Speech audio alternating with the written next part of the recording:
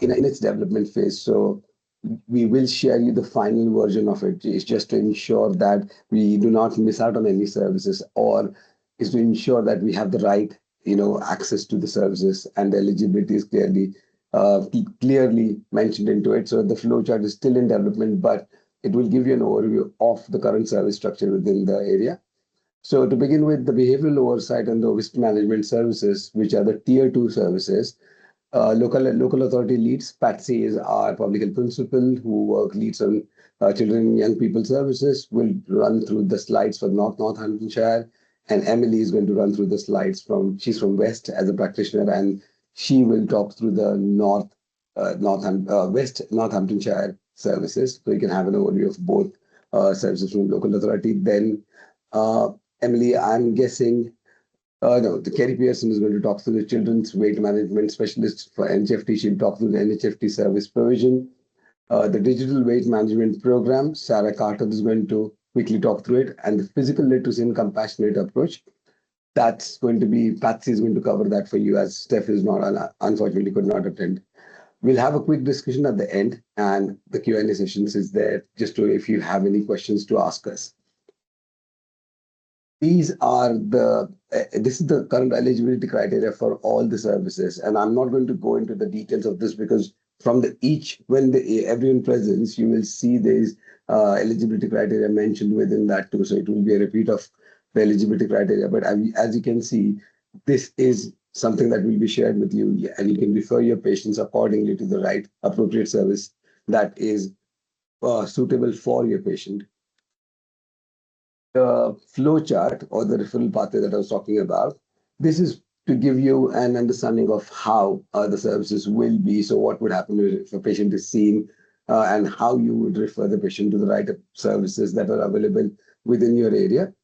And as I said, we are developing this kind of, particularly the focus on the referral to the tier 2 weight management services. We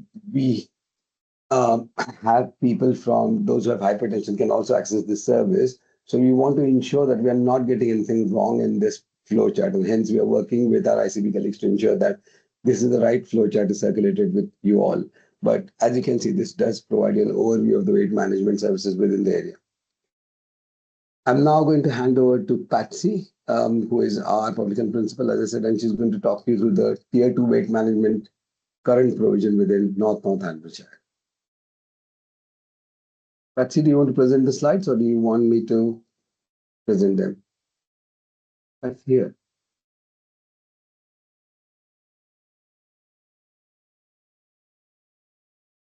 Peter? I'm just having a little look for you, Amit. It doesn't look like she's there in the speaker format at the minute. We've got Kerry, Emily, Sarah, and that's it.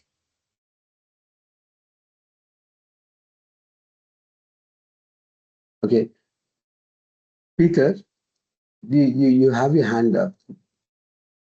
Let me see if I can turn on his mic. There we go. Lovely, folks. Can you hear me?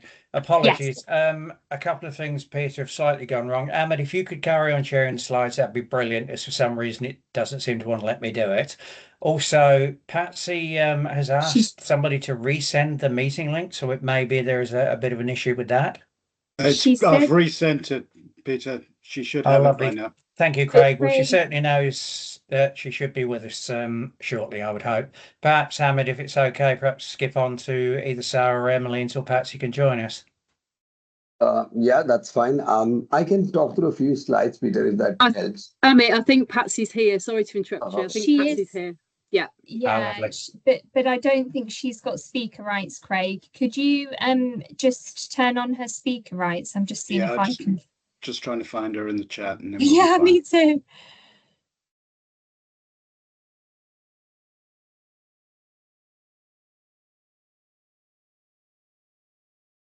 Just bear with us a second.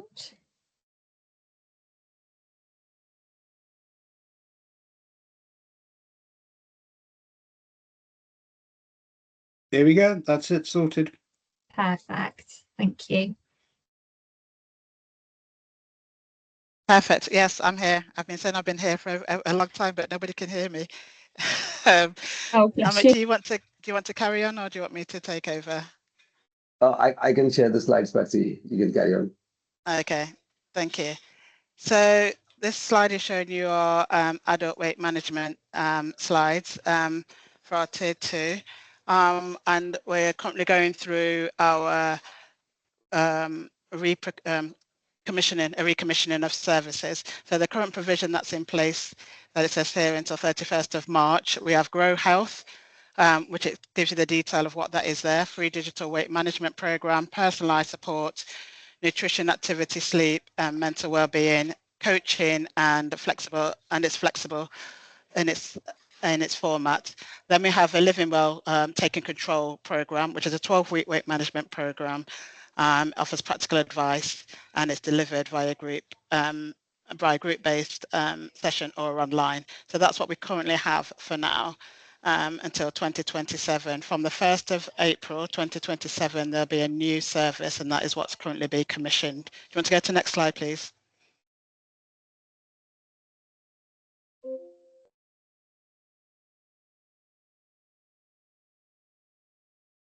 Yeah, that one. So the Northampton Provisional Eligibility Referral Route, currently the referral route for residents of Northants. This is the criteria, and yes, a copy of the slides I think will be available afterwards, so I'm not reading it out word for word, but there's a criteria there which shows who is eligible, and then referral routes into the weight management services are always also here. So the link below, if you click on that link below, when you get the slides, it will tell you how to refer into those services. Next slide, please.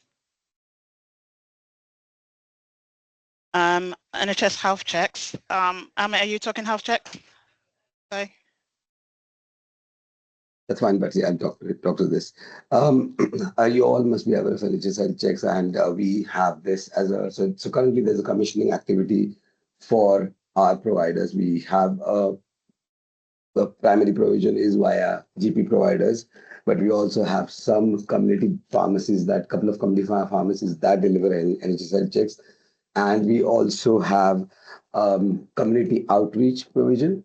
So we are currently in the process of recommissioning NHS health checks also. So this is about working with practices to strengthen our approach around how we can, improve the NHS health checks delivery. We also have the point of care testing, which is available for practices or all providers to access. So this is just to kind of remind that NHS health check services is an opportunity for you to identify people that are at risk and refer them to our healthy lifestyle services, one of them being the weight management service. And when we do an outcomes review of NHS health check services, there's several times we come across people that do require support for weight management or improving physical activity. So this is a great opportunity for you to refer people once you've completed those who are at risk and have completed an NHS health check. I'll also just quickly talk you through this new service delivery model. So we have are commissioning an integrated healthy lifestyle service as opposed to the current service provision. The current service provision is slightly fragmented, and we have to then oversee all these different contracts. What we wanted was one clear pathway for the service users to enter into. And the aim was, as you can see, is for residents to make more sustainable changes to the key modifiable risk factors. And this is throughout the life course. And for that reason, we wanted a service provider which can provide us that comprehensive offer, which is 3 levels of support, single front door access, but 3 levels of support, which is one is a self-help offer, which is a digital pathway where people can access that website, download a resource or request for any resources that they want. And then if they feel they want more support, which could be a one-to-one support, then they can go to the health coaching offer, which is a behavior change support offer, which will be about providing brief advice, but also working with the person over a period of 12 weeks for goal setting and then referring them to appropriate services. Within this offer or the integrated healthy lifestyle service, we also have a targeted intervention or a structured treatment offer, which is support for service users with higher level of need. So, so this includes the community and workplace NHS health checks will be delivered by the provider, but there's also false services. And there is another structured treatment offer, which we want people to, we want to ensure that these three services are available at the beginning so they understand that which service is appropriate for them. Ideally, the triage that would happen at the beginning will put people into the right service, but we will ensure that people understand there is a comprehensive offer, a full offer of three different tiers that they can access through.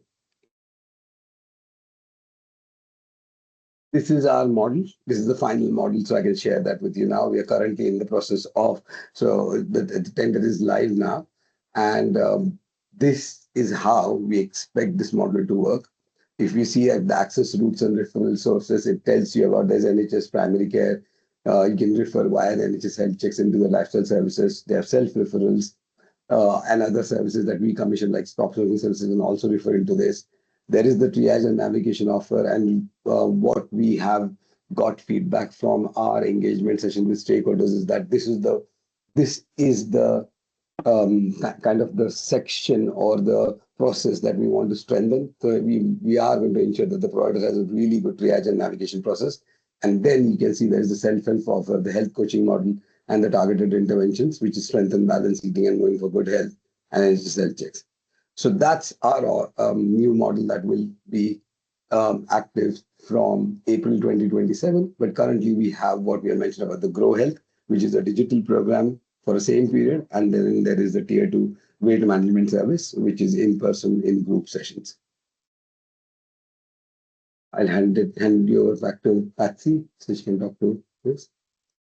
Yeah, so continuing for children and young people, what we're currently looking at now, you've probably heard us talk about this before across the system, is a compassionate approach to healthy weight.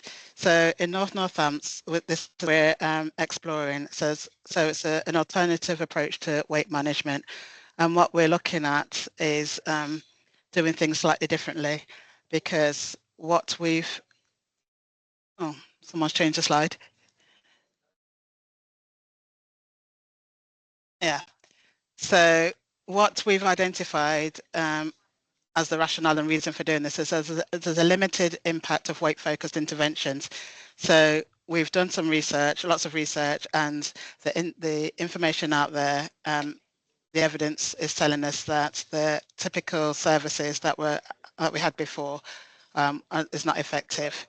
There's wider determinants that drive health outcomes, so it's not just around unhealthy foods, it's around the lack of physical activity, it's around emotional well-being. There's other things that drive poor outcomes.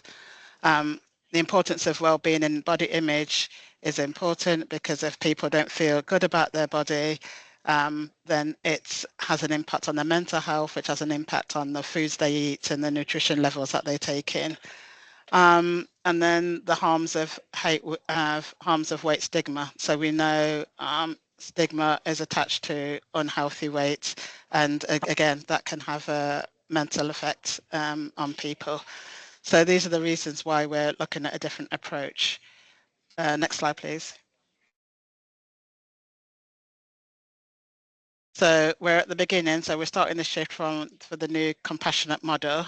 So it's from a weight central model. So before, everything was around, your weight, what's your weight saying, is, overweight, underweight, to now thinking about a weight inclusive. So weight becomes a part of the holistic model when we're looking at somebody's well-being.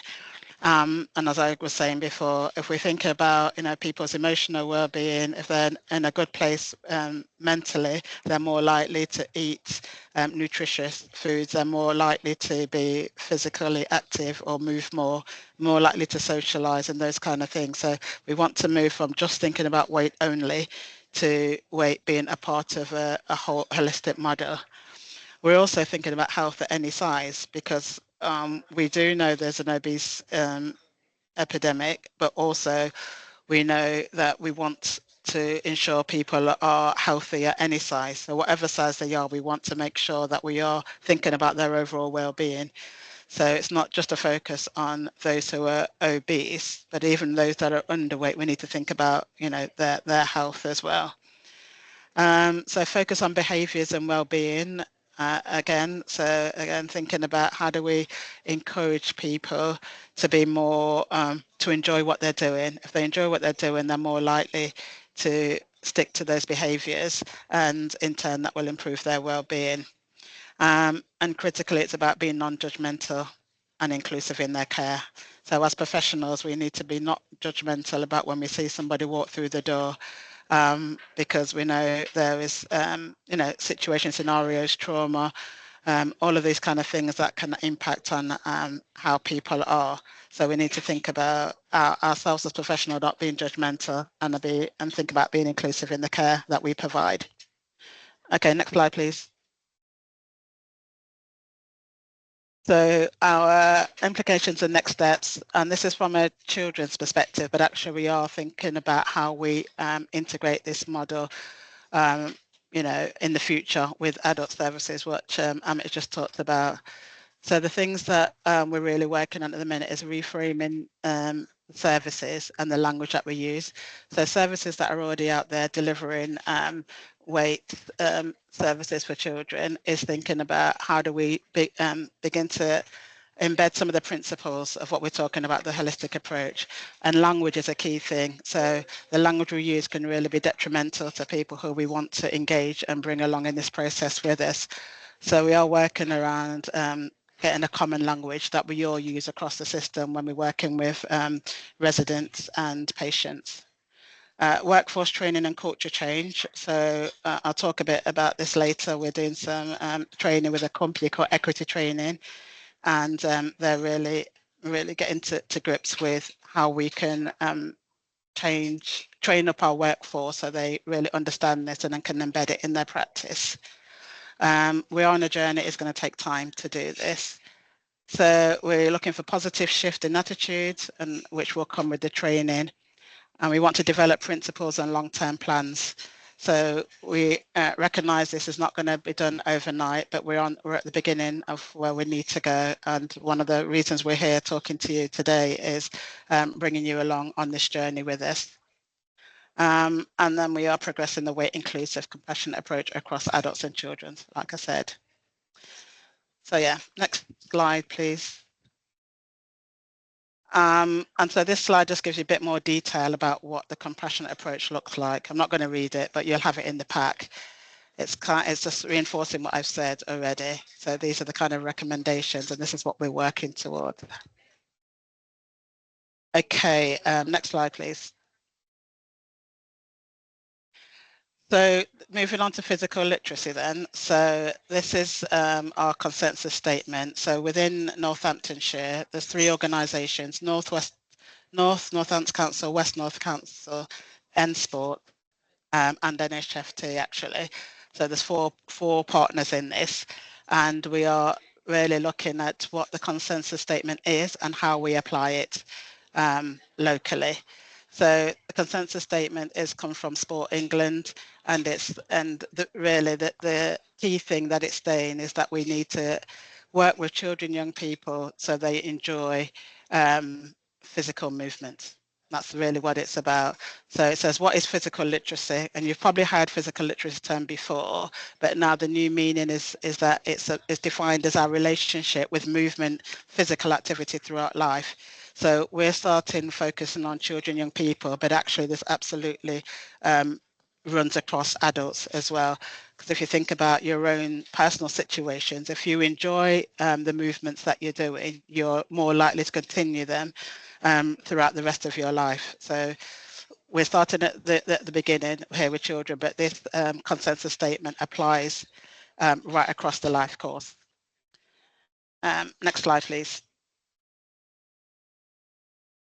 And why does physical literacy matter? And this is just some national stats that we've got actually. And like I say, this is why we're starting with children.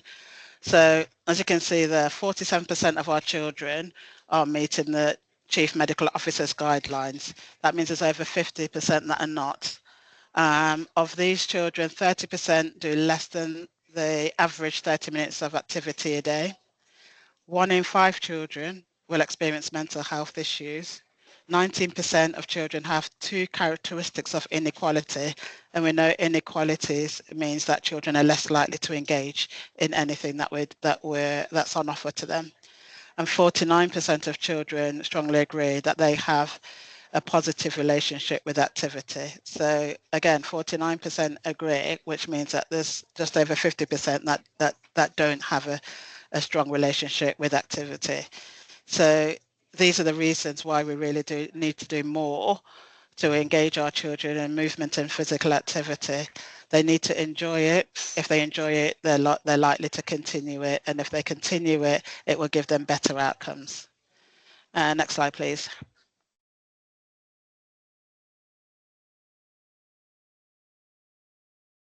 So for the Northamptonshire area, we have our aspiration. It is physical literacy as a transformation framework, as it says here, an alternative strength-based approach to supporting children and families that have been identified through NCMP. So Kerry, who's here, is going to talk to you a bit about the NCMP programme. And when we signed up to this patchwork programme, which is a physical literacy, is that we would use a cohort of identified children through the NCMP programme, and then also work with some providers who will apply the principles of physical literature in the services that they deliver. And so this is something that we've gone through a long process. We signed up to the programme in October last year, and we've worked 9 months right through to get to the stage where we are now. So it's been a real, not so much a challenge for us, but it's an eye-opener, and all the different doors it's opened for us in doing this piece of work. So this, together with the equity training, is what we hope in Northamptonshire will make a difference to our children and young people at the beginning of their lives, and they will carry this through into adulthood. Next slide, please. So that's it from me. Over to Emily, I think. Thank you.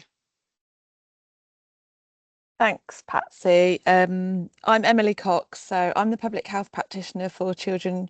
Actually, I'm not anymore. Apologies. I was the practitioner for children and young people. I've recently moved across to health improvements team, and I'm here on behalf of myself and Deborah Mafana, who couldn't make it today. And Deborah's the principal for health improvements. We both actually sit in the same team now, which is quite handy because we both now oversee weight management support services on behalf of West Northants Council. Deborah's focus is more on adults, excuse me, and mine's more on children and young people. So Deborah unfortunately couldn't be here today, so I'll be presenting on behalf of us both. Next slide, please. So we've only got a couple of slides to share with you. Pat's has done a fantastic job talking through what they're currently doing in the north, and actually a lot of our approach is quite similar. There are a lot of comparisons. Myself and Patsy have worked together on the project, the Sport England project around physical literacy that she just spoke about. And also you'll see, similar to North, we do have our Grow Health offer in the West, and this is our, at the moment, our primary route in terms of adult weight management services. And this has two streams, if you like, to it. It has a digital stream, which is has a wider eligibility criteria based around BMI, and then we have our more targeted face-to-face offer, which is has a lot more layers of criteria based around health inequalities, so targeted more towards those that live in the top 50% most deprived areas, and in certain target groups, such as priority groups that we know don't necessarily access without a lot of support. So for us, that's some of the ethnic groups, diagnosed mental health conditions, postnatal, learning difficulties, and men as well, one of our priority groups. And that information you'll see on the Grow Health link. You can click on that and get some of that information on the website. And the service is open to anyone aged over 18. Over the as I say, the BMI and the criteria is there on the slide, but we can send some more information over if needed. And patients can self-refer if they like, just by clicking on the link, going to the website and completing a form that will then check their eligibility. We're currently also exploring an integrated lifestyle model approach. Ours is probably looking like it will more be in place possibly around 2028. So that's still very much in its infancy in terms of what we're considering. The North are a little bit further ahead than us in that respect, but this will definitely be part of that integrated model that we are currently thinking about. So that's our adult main focus. Thank you. I was going to say next slide, but you've already done it for me. So this is our children's offer at the moment. So at the moment, we don't have a clear tier 2 or early tier 2 and any kind of preventative work outside of the work that Kerry's team do, which she will talk about in a minute via NHFT.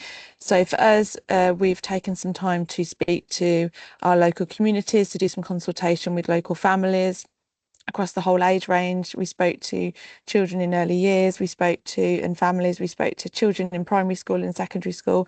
We also did some consultation work with our partners across different organisations, really to explore what currently is out there, of which there isn't a lot to support families in the wider sense in terms of a holistic model, but also to see what young people and children would find most useful that would help them really kind of make behaviour change in terms of a healthier lifestyle. And as Patsy said in her slides, it's very much around a holistic model. So it's not necessarily focusing on weight management. The way we are looking at what we're doing for children is we are looking at developing a service that will have some priority needs targeted in areas where there is higher levels of deprivation and also high levels of obesity, but we certainly won't be necessarily doing it as a strict referral route. We want to make sure that it's very inclusive and children and young people can access it in those demographic areas and in areas where they would benefit the most from this kind of service.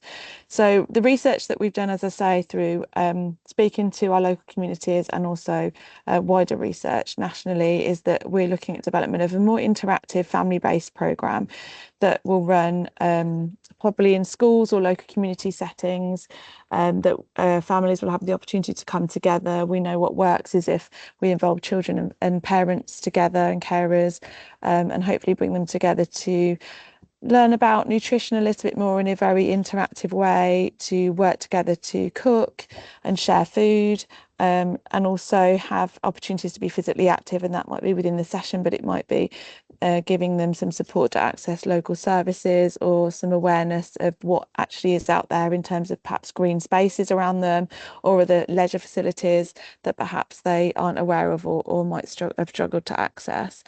And we at the moment are developing, it's not on the slide, but we're developing some test and learn pilots.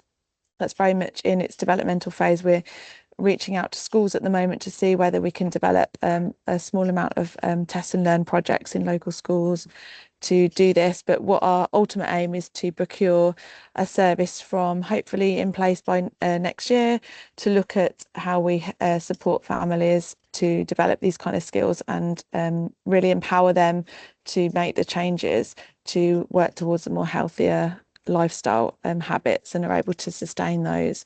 And similar to the approach that Patsy discussed around a compassionate approach, we definitely want to make sure that we support families holistically and support their well-being, as well as their focusing on their the weight that is on the scales. I'm just trying to think if there's anything else. I think I've covered everything, but as I say, we can take questions at the end. So that's me done. Thank you so much.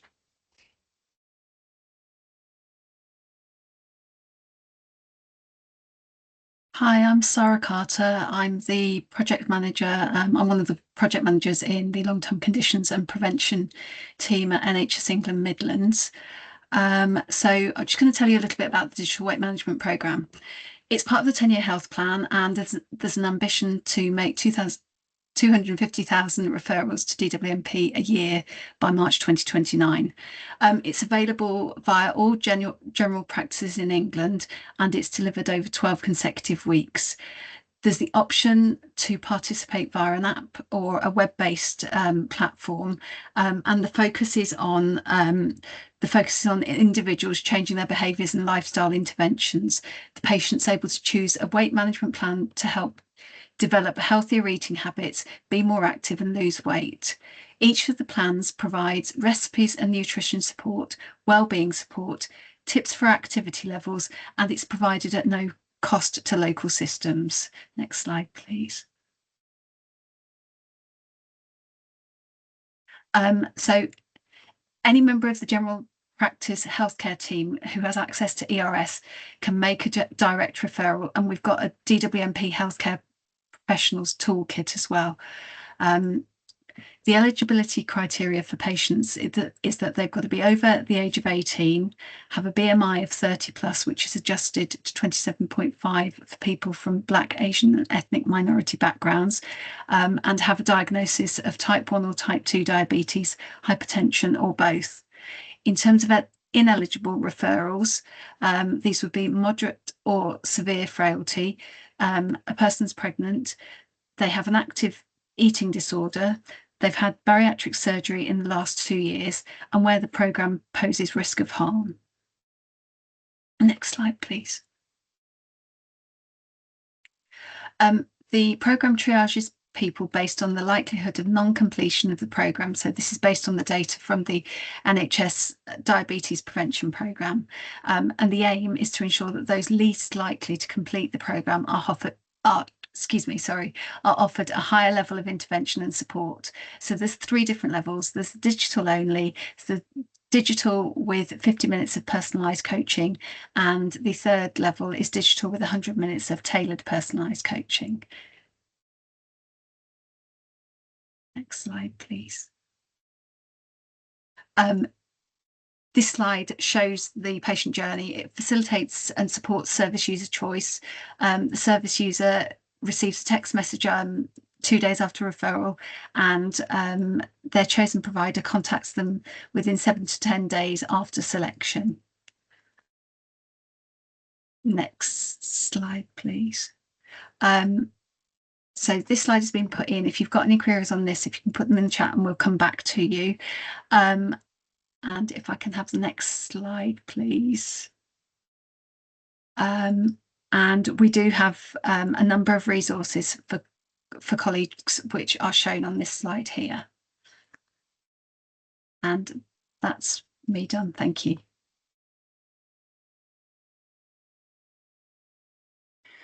My turn. Good afternoon, everybody. My name's Kerry Pearson. I'm the Children's Weight Management Specialist for 0 to 19 service in NHFT. Thank you to my public health colleagues. So just a little bit of background that NHFT 0 to 19 is commissioned by North Northants Council, and we work in partnership with West Northants Council. So we work across the whole county, north and west. Next slide, please.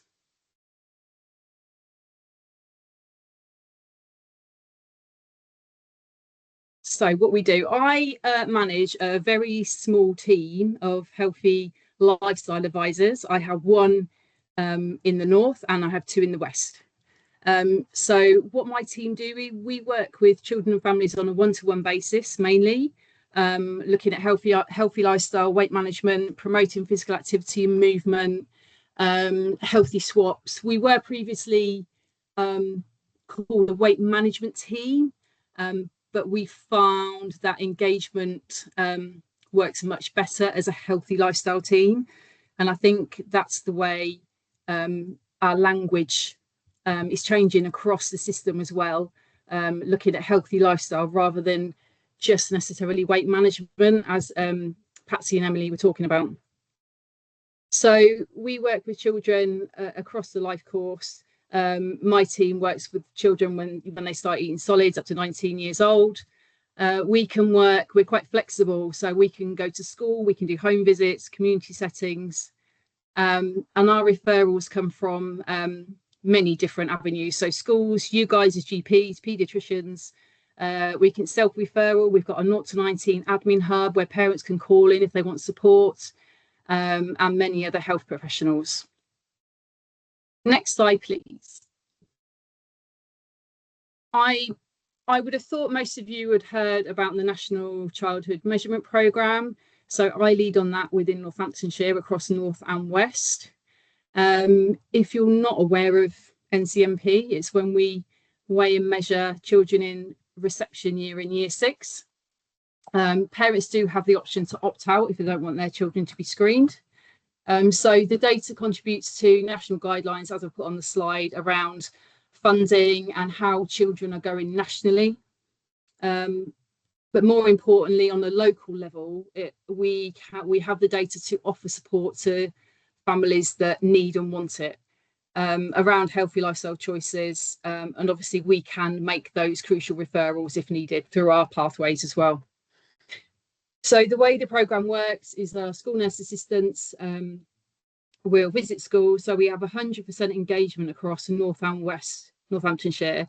There are some areas of the country that find NCMP really challenging and tricky, but fortunately across the whole of Northamptonshire, we don't see those challenges. We have some individual hotspots, but 100% of our schools engage in NCMP, which is absolutely amazing.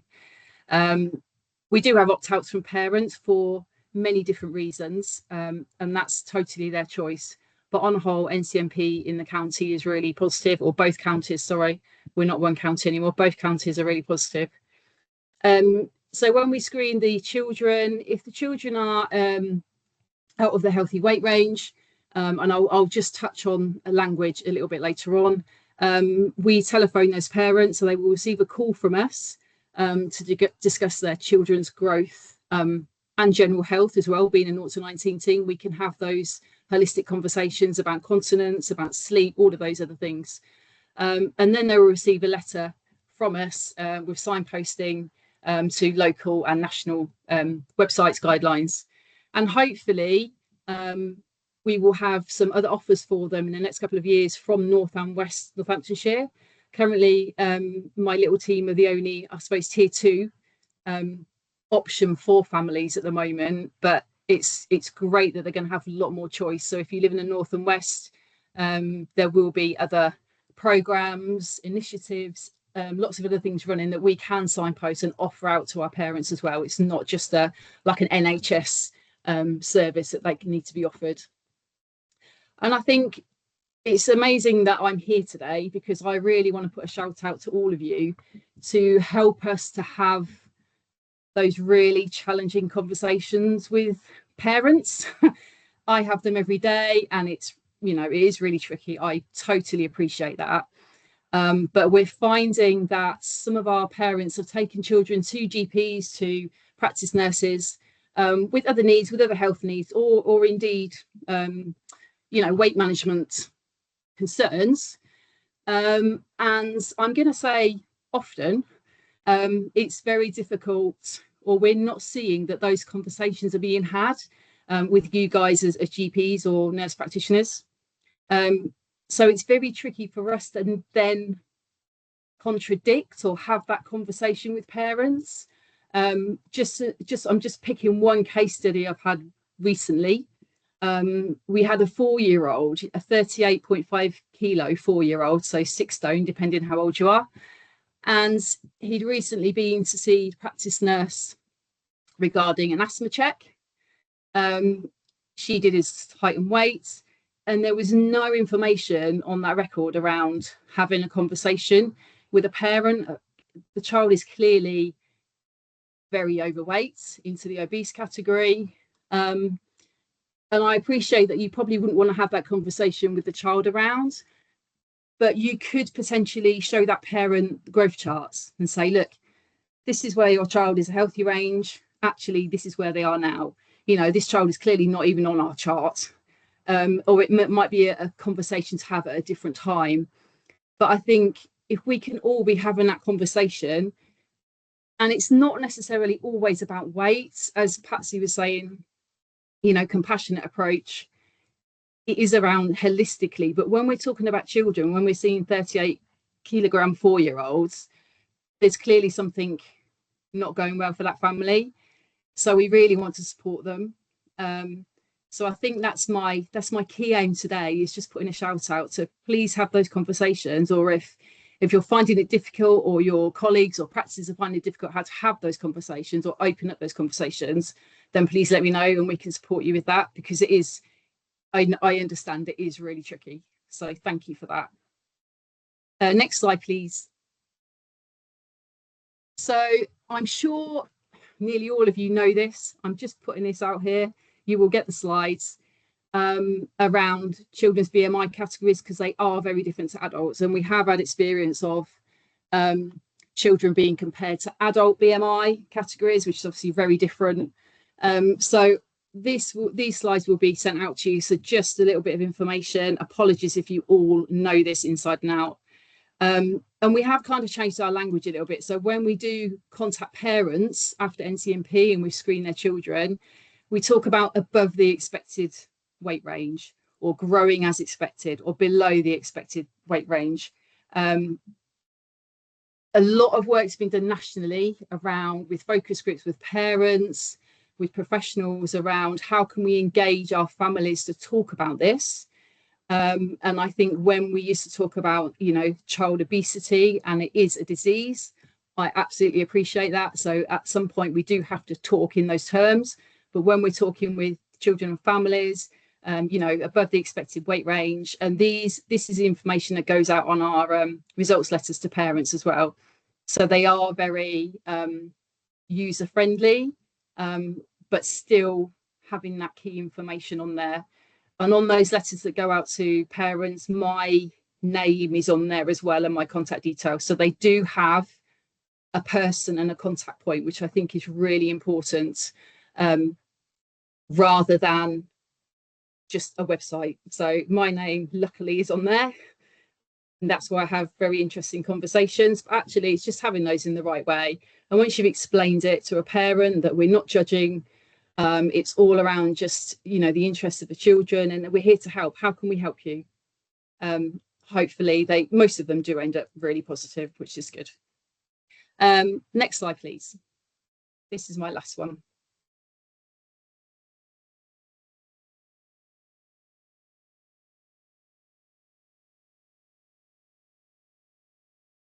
Next slide, please.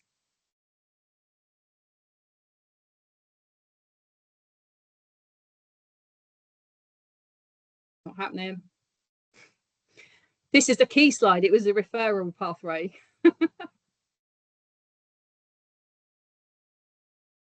Yeah, I make that sharing. Oh yeah. There we go. So healthy weight referral pathway. Again, we've changed, rather than weight management referral pathway, it's a healthy weight referral pathway. So when we're discussing children, young people, my team will take those referrals if a child is on or above the 91st percentile for their BMI. And you can refer to us on that link there through the 0 to 19 admin hub. We were previously, our referral route was through the RMC, but we've been taken into the 0 to 19 referral hub now. If a child is above the 99.6 percentile for their BMI, or 98 with comorbidities, it would be a direct referral to dietetic service, the weight management dietetic service, and that is through the link through the referral management centre just there. There is, I believe at the moment, there's about a 12-month wait for our dietetics colleagues. So there is quite a long wait. There are resources that we can send out to parents in the meantime, but we do like to stick to this pathway as much as possible. And I think that's my final slide. So I think if anyone's got any questions, any information about weight management, or how we can support your practice about having those really challenging conversations, then please let me know. I'll put my email address in the chat, and if you've got any questions at the end, happy to help. Thank you.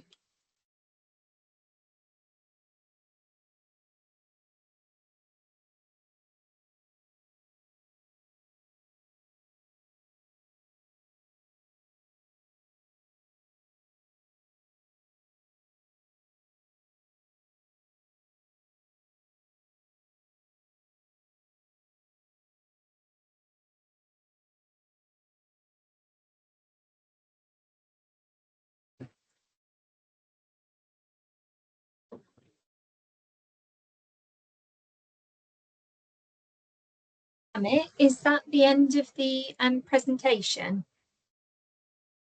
Yes, it is. Yeah.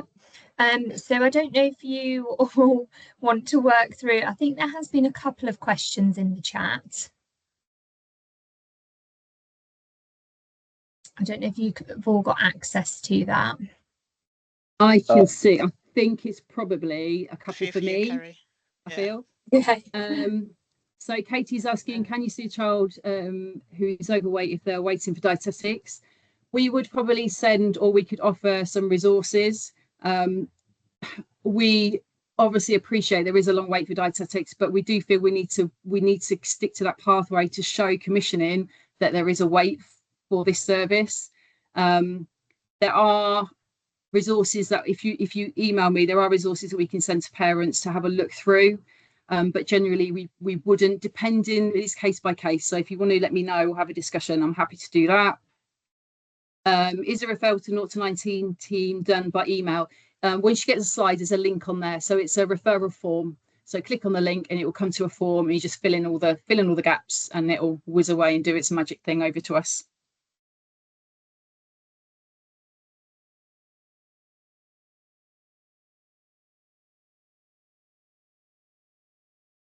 There does seem to be a couple of other ones. Just looking through them, just out of interest, what sort of reasons are parents given for opting out of the NCMP? As this information will help guide the conversation we have with them. Good question. As you can imagine, and you'll all have your own personal view around the programme and children's height and weight. I think from our experience, parents want their babies to be weighed every single day, but once you get to a certain point and they start school, it kind of, something happens, something clicks, and it all becomes very sensitive and not normal. Screening children for growth is absolutely normal, and that's what we try to get across to parents. But parents will have their own thoughts and feelings around weight. Some children are under peds anyway for other conditions, so they don't want their children to be weighed because they're under a specialist service. Some parents absolutely do not agree with it, and if we go anywhere near their children, then that is it. So we get both ends of the spectrum. I have conversations with parents around, look, you sent me this information, help me. I've tried everything, it's not working, please help me. And it'll be the other end of the spectrum where they'll be really angry about it. So, I've got 425 people on the call, and I think you'll all have your own personal views on weights and how you feel about it and how you feel about people weighing your children. So we do get some, and we do read them, and we do collect them, and we do try and improve and develop our service on the reasons for the opt-outs. And if we can contact a parent at that point that they've opted out, sometimes we can have a conversation. Maybe they've misunderstood or don't quite understand what we're trying to do. Often we'll have a conversation and they'll go, oh, that's fine then, I didn't understand it. So and they will opt in again. But obviously it's within their gift to opt their children out. Another question there, is there any data on the success rate for the DEWMP? As in what percentage complete the course, how much weight's been lost, maintenance of weight loss, improvement in HbA1c, etc., etc., etc. So if it's all right with yourselves, I'm going to come back to you on that one. So I will email the person that's asked that question, if that's all right with yourselves. Thank you. And then there's another question. What would make the program pose a risk of harm? Are there any specific conditions?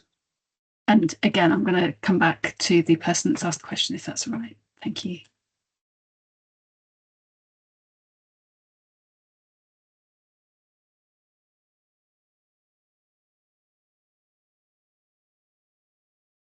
Just with regards to the information, we'll have things up on the resources page on the website as well, with links to the various documents that we're able to share. So that will all come through after the end of the session, probably by Friday.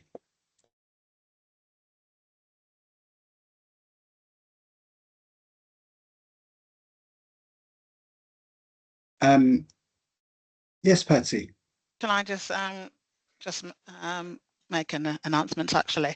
So you may see some training being advertised, equity training, which we in the North Public Health have commissioned for an organisation who are delivering it. They've started to deliver it, so you might have had an invite to that training session already.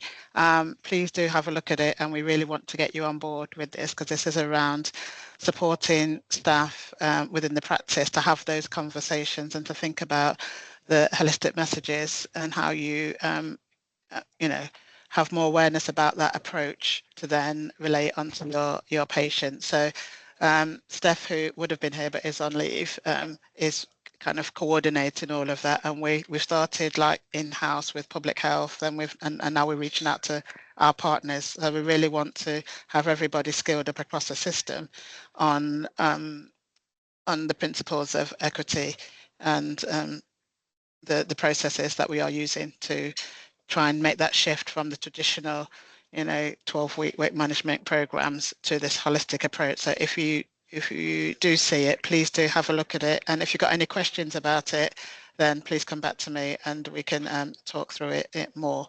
So yeah, that was just that. And then the other message that was on there about the GPs doing 15 minutes of exercise in the morning, I think is a great idea. And just to say, it doesn't have to be sweaty exercise, it can just be moving.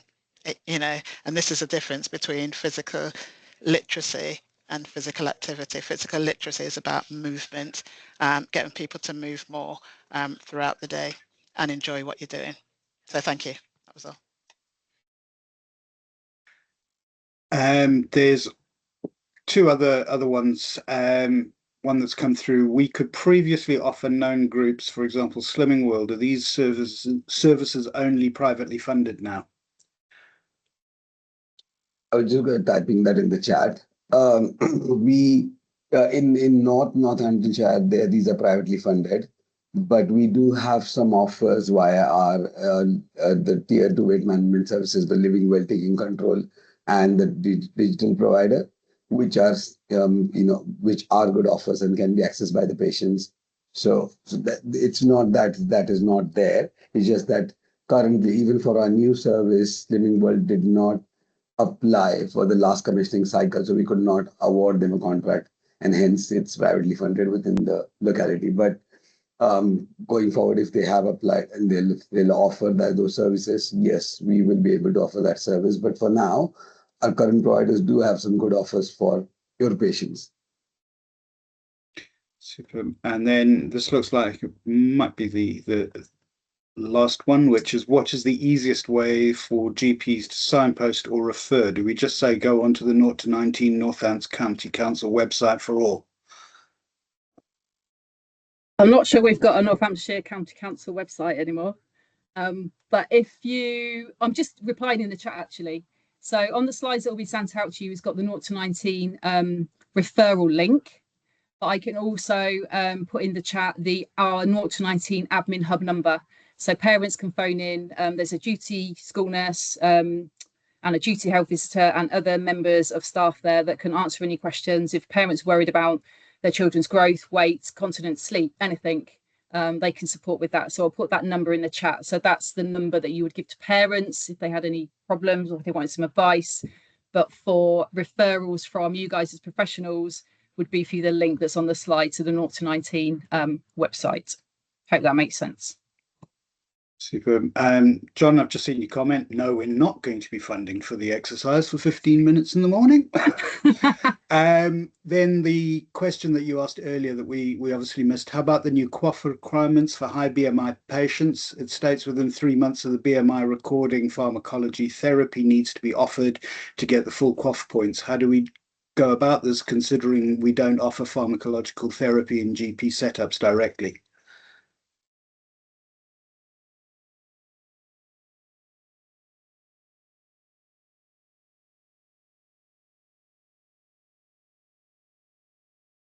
I think we may have stumped people with that one. When you say pharmacological therapy, could you just expand on that? Are we talking about prescribed meds here?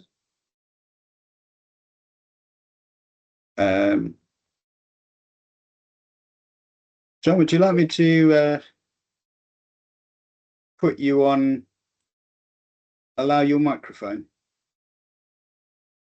Might be easier.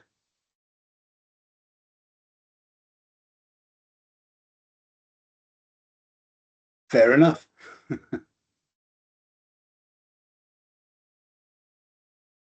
If I mean, I can take over the question and send the response back later if that helps. Seems to be a couple of points coming through in the chat now with regards to that question.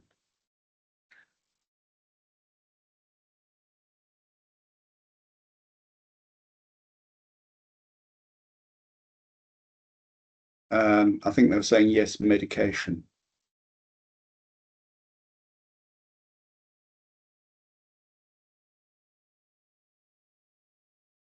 Looks like Joe Watts has asked a question around waiting times, I think, for services.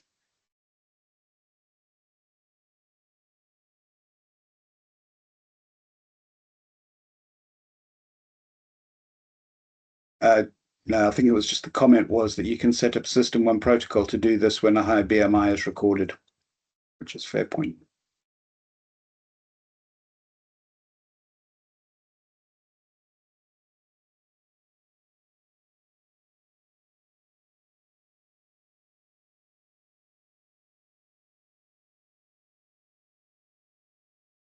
I think Joe's question was, what are the usual waiting times for each of the services? It is helpful to be able to warn patients. I don't think we answered that question.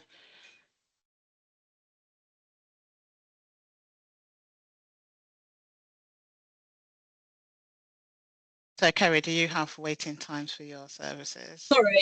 Sorry, Patsy. It was just Joe's question. I think she said she asked it and nobody answered it. So yeah. Sorry, for my service, probably maximum 6 weeks. So no, we're all good at the moment. However, after today, maybe not.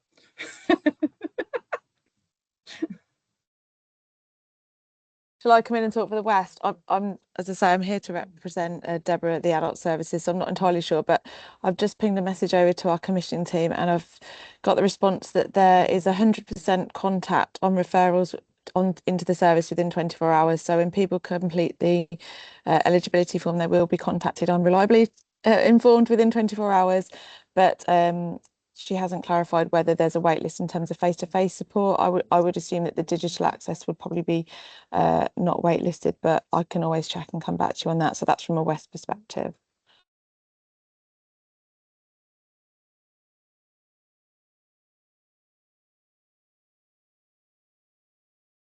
It looks like the questions around QOF are being answered at the moment. Thanks, John.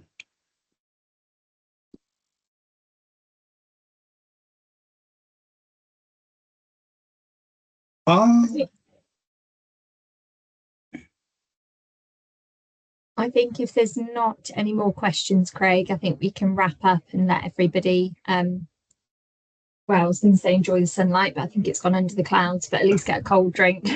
Not here, it hasn't. I just wanted to thank you all for coming today, and to our lovely speakers that have joined or